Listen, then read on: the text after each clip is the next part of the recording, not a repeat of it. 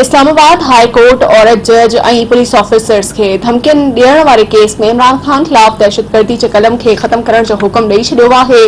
Chief justice Athar Minallah जो चवणु आहे त हिन केस में दहशतगर्दी जा कलम नथा शामिल करे सघजनि। इस्लामाबाद हाई कोर्ट जे चीफ जस्टिस अथर मिनल्ला जी सरबराही में ॿ रुकनी डिवीज़न बेंच इमरान खान खिलाफ दहशतगर्दी तौर अदालत में दाख़िल केस जी ॿुधणी कई।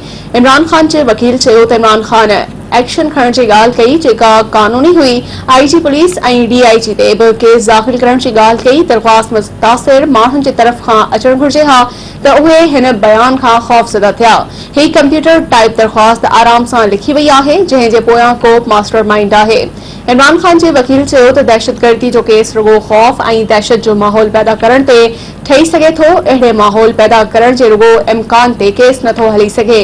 इमरान खान ते केस जा आलमी सतह ते कहिड़ा असर वेंदा, जंहिं ते chief justice Athar Minallah remarks ॾींदे चयो त उन ते नथा वञूं, ट्रायल ते अचूं था। इमरान खान जे वकील वधीक चयो त इमरान खान हिकु रैली में ॻाल्हि कई जंहिं ते मथस केस दाख़िल कयो वियो। तक़रीर ते दहशतगर्दी जो केस दहशतगर्दी जे ख़ात्मे वारे एक्ट जो मज़ाक उड़ाइण बराबरि आहे। स्पेशल प्रोसिक्यूटर चयो त इमरान खान खिलाफ केस मां कलम 186 हटायो वियो आहे, जंहिं ते इमरान खान जे वकील चयो त जेका सेक्शन हटाइण घुर्जे हा उहा न हटाई वई। अदालत चालान दाख़िल करण खां रोकियो हो पर पुलिस चालान तयारु करे वरितो आहे। चीफ जस्टिस अथर मिनल्ला चयो त चालान ट्रायल कोर्ट में जमा न हो, करायो वियो उहो ई हुकुम हो।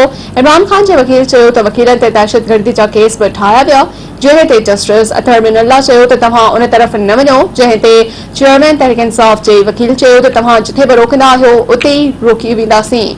धुरनि जा दलील ॿुधण खां पोइ इस्लामाबाद हाई कोर्ट इमरान खान खिलाफ दाख़िल केस मां दहशतगर्दी जा सेक्शन हटाइण जो हुकुम ॾींदे चयो आहे त इमरान खान खिलाफ दहशतगर्दी खां सवाइ ॿियनि शिकनि तहत केस हलायो वेंदो।